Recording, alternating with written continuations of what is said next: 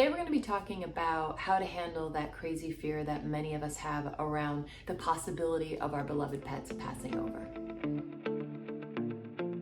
Hi, my name is Danielle MacKinnon. I'm an animal communicator. That means I connect psychically with animals on this side as well as with animals that have crossed over. And recently I got an email from somebody who was asking me to do a video on this. She said that her cat crossed over in October and it was really, really hard for her. And because of that pain, she's now kind of obsessively worried about her cat on this side that hasn't crossed over yet and who is not ready to cross over in any way yet. She's worried and fearful around that cat's passing. I'm going to give you two ways to handle this, two ways that I have learned from working with animals in the final stages of their crossing over or talking with them after. And those two ways are meant to help you start working with this fear and also to help you alleviate things so you can have a better relationship and feel better and enjoy the animal in your life much more while they're here with you. People often bring their animals to me because they want me to talk to their animal who's about to cross over and find out what does their animal need. You know, as humans, we're so worried about our pets and we want to make sure they're happy and they're okay. And if their passing is coming soon, we want to make sure that we're doing everything that we possibly can to help them the most and be the most comfortable and be the most okay. Now, when I connect to an animal that's getting ready to cross over, what thing do they tell me all the time? They tell me, I want my life to be as normal as possible until it can no longer be normal.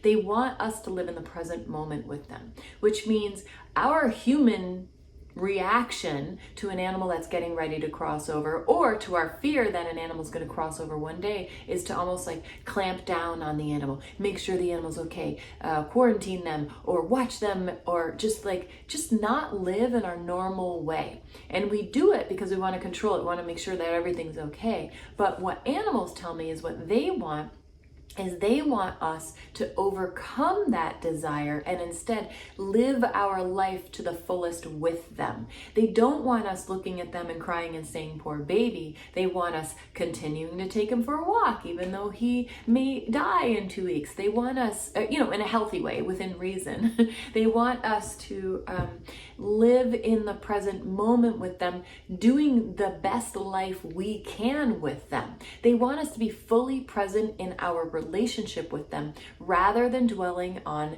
the future. What if, oh no, this is coming. When we go into that type of thinking, it takes us away from what we have right now. And animals are all about the now. And they're constantly telling me, tell her to take more time for herself. Tell him to take better care of himself. Tell him to stop working so much. Tell him to do more walks with me. Let's go out in the woods. They're always bringing us back to the now. So when we go into that fear, oh no, he might cross over in 2 weeks. Oh no, she might cross over in a few years and I'm already worried about it. Whatever it is, it's taking away from our ability to have an incredible relationship with our animal now. So that's the first thing.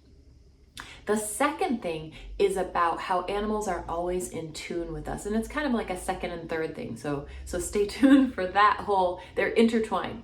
The second thing is about how animals are always in tune with us. And in being in tune with us, they can sense how we feel, what our emotions are.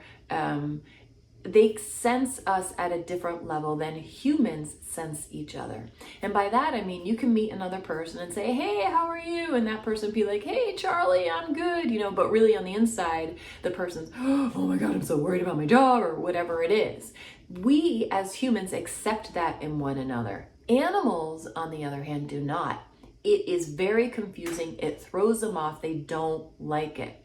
So if you are trying to now put on a happy face for your animal because your animal, you're aware now, your animal's like, let's live in the present moment and let's enjoy each other now. If you're trying to put on a happy face, you're going to actually throw the animal off.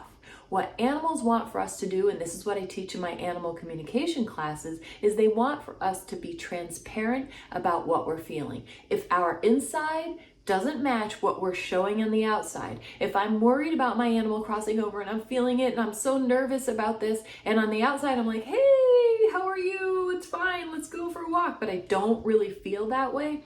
This is going to cause a challenge for the animal. Animals want us to be congruent. And in that congruency, they are able to feel closer to us and we are able to feel closer to them. But there's a kicker to that. And the kicker is that what animals don't want us to do is dump our energy, our emotions, and our crap on them.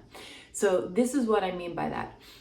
Have you ever had a friend where every time you talk to them on the phone, you feel tired after? Because the friend just talks about this is bad and that's bad and I feel this and da-da-da. They're basically dumping their energy, their icky energy on you.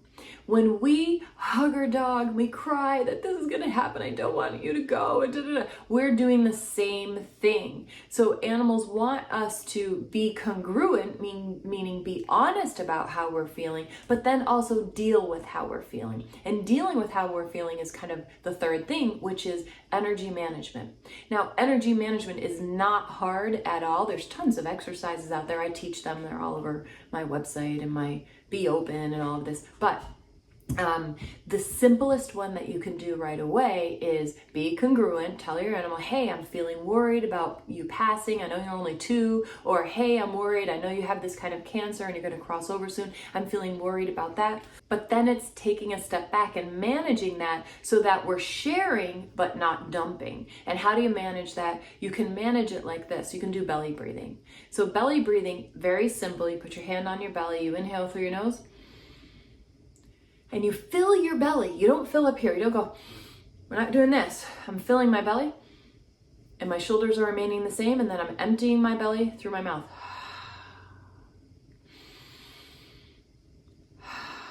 So do a few of those until you feel yourself relax and then go hang with your animal. This is all they ask, this is all they ask. Be in the present moment with me, share who you really are, but don't dump it all on me. This will allow you to enjoy the relationship with your animal, whether they're going to pass in 2 days, 2 weeks, or 2 years. This brings you into it so that fear doesn't have to run the relationship anymore.